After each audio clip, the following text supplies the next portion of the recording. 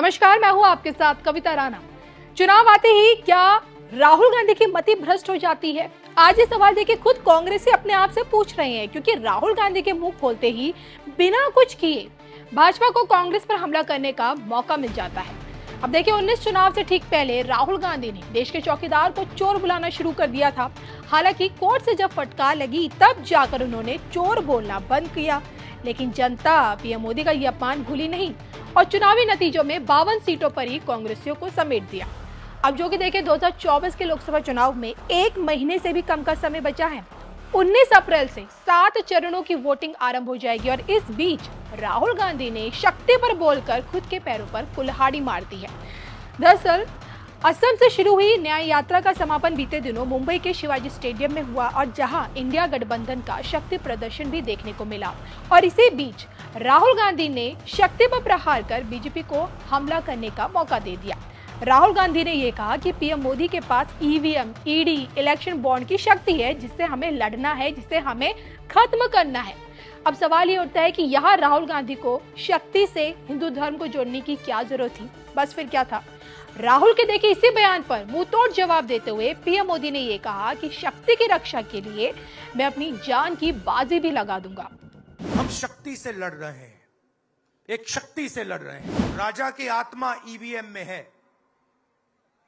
सही है। क्या आप सोचते हो शिवसेना के लोग, एनसी के लोग ऐसे ही चले गए? नहीं, जिस शक्ति की मैं बात कर रहा हूं उन्होंने उनका गला पकड़कर उनको बीजेपी की ओर किया है। हिंदू धर्म में शक्ति शब्द होता है। हम शक्ति से लड़ रहे हैं, एक शक्ति से लड़ रहे हैं। अब सवाल उठता है वो शक्ति क्या है?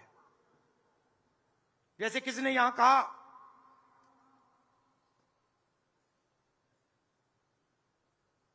राजा की आत्मा ईवीएम में है, सही है, सही है। राजा की आत्मा ईवीएम में है।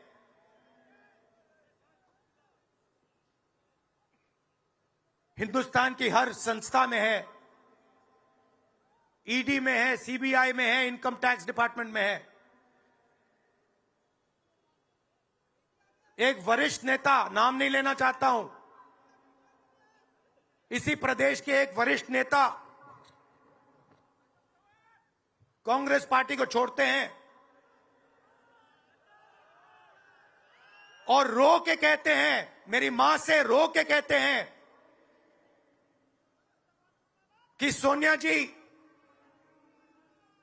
मुझे शर्म आ रही है, मेरे में इन लोगों से, इस शक्ति से लड़ने की हिम्मत नहीं है, मैं जेल नहीं जाना चाहता हूं। और ये एक नहीं है, ऐसे हजारों लोग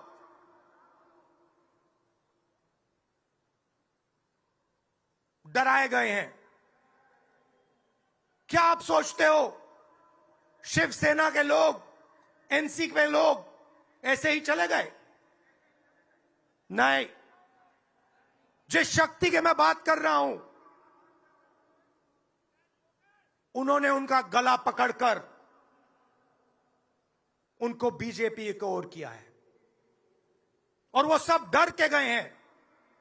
उनकी लड़ाई शक्ति के खिलाफ है। मेरे लिए हर मां शक्ति का रूप है। माताओं बहनों, आपको मैं शक्ति के रूप में पूजा करता हूं।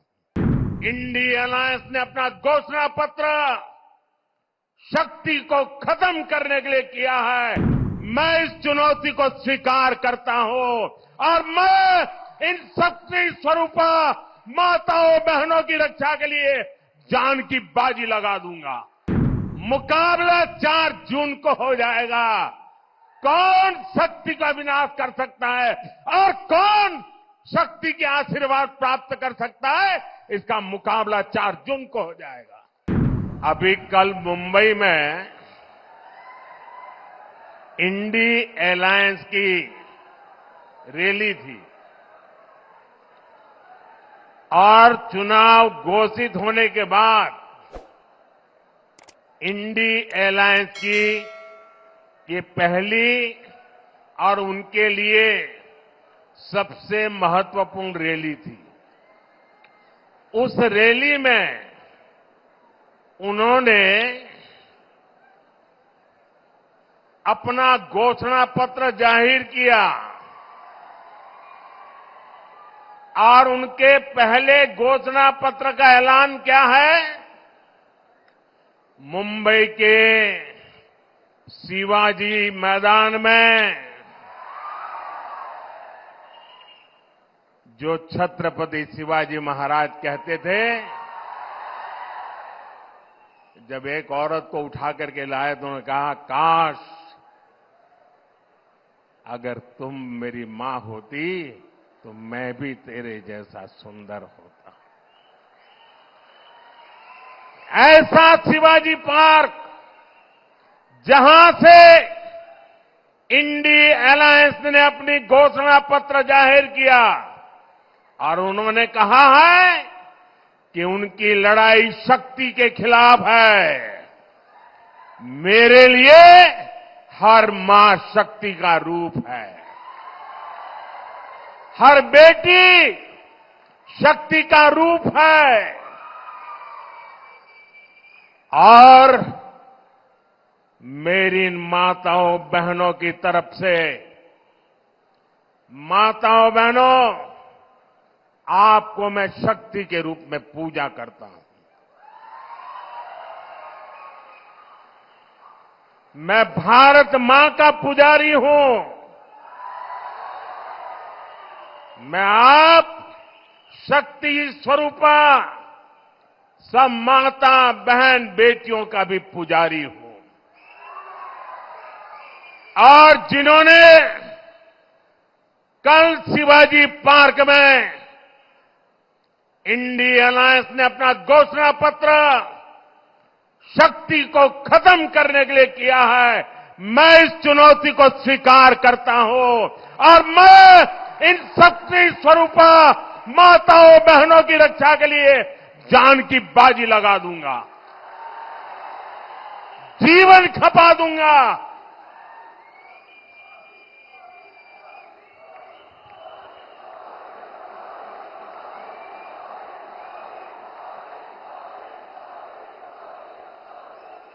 क्या भारत की धरती पर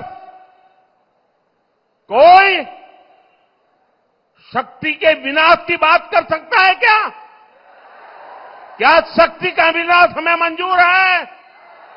हम सब शक्ति की आराधना करते हैं कि नहीं करते हैं? पूरा हिंदुस्तान शक्ति की आराधना करता है कि नहीं करता है? अरे हमने तो चंद्रयान की सफलता को भी किसको समर्पित किया? चंद्रयान की सफलता को भी, जहां चंद्रयान ने लैंड किया, हमने उस सफलता को भी शिव शक्ति नाम देकर के शिव शक्ति को समर्पित किया है।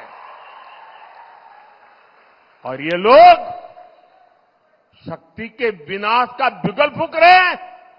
माताएं बहनें, शक्ति स्वरूपा आप है। क्या ऐसे लोगों को शक्ति का विनाश करने के मौका देंगे क्या? मौका देंगे क्या? शक्ति का विनाश करने वालों का विनाश होना चाहिए कि नहीं होना चाहिए? शक्ति स्वरूपा माताओं की रक्षा होनी चाहिए कि नहीं होनी चाहिए? शक्ति के संस्कार की रक्षा होनी चाहिए कि नहीं होनी चाहिए? और इसलिए भाइयों बहनों, इंडी अलायंस ने कल अपनी घोषणा जाहिर कर दी है। घोषणा पत्र उनका जाहिर हो गया है और इसलिए लड़ाई एक तरफ शक्ति के विनाश के लोग करने वाले लोग हैं, दूसरी तरफ शक्ति की पूजा करने वाले लोग हैं। मुकाबला 4 जून को हो जाएगा। कौन शक्ति का विनाश कर सकता है और कौन शक्ति के आशीर्वाद प्राप्त कर सकता है, इसका मुकाबला 4 जून को हो जाएगा।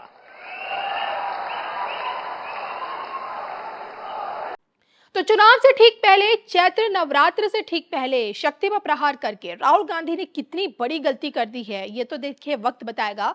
फिलहाल संत समाज से आने वाले स्वामी चक्रपाणी ने राहुल गांधी को महिषासुर का वंशज करार दिया है। ये महिषासुर के वंश के हैं, ये महिषासुर ये असुरों के वंश के हैं और ये शिव और शक्ति से लड़ने की जो है संकल्प ले रहे हैं। आप मोदी जी से तो लड़ नहीं पाए, बीजेपी से लड़ते लड़ते ये हमारे शक्ति से लड़ने लगे। दुर्भाग्यपूर्ण है, ऐसे अभागे लोग जो है देश की राजनीति में विपक्ष में बैठे पड़े हैं। राहुल गांधी जी ने खुद अपना परिचय दिया है और अब स्पष्ट हो गया कि जो शक्ति से लड़ता है वो कौन है।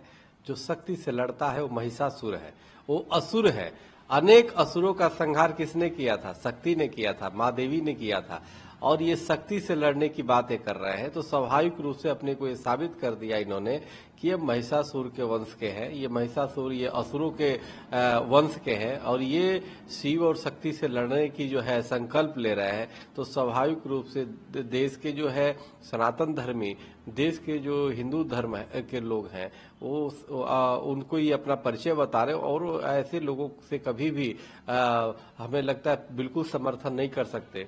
जो शक्ति से लड़ने की बात करे, जो देवी से लड़ने की बात करे, जो आप मोदी जी से तो लड़ नहीं पाए, बीजेपी से लड़ते लड़ते ये हमारे शक्ति से लड़ने लगे, हमारे देवी से लड़ने लगे, हमें माँ दुर्गा से लड़ने लगे, हमें माँ काली से लड़ने लगे।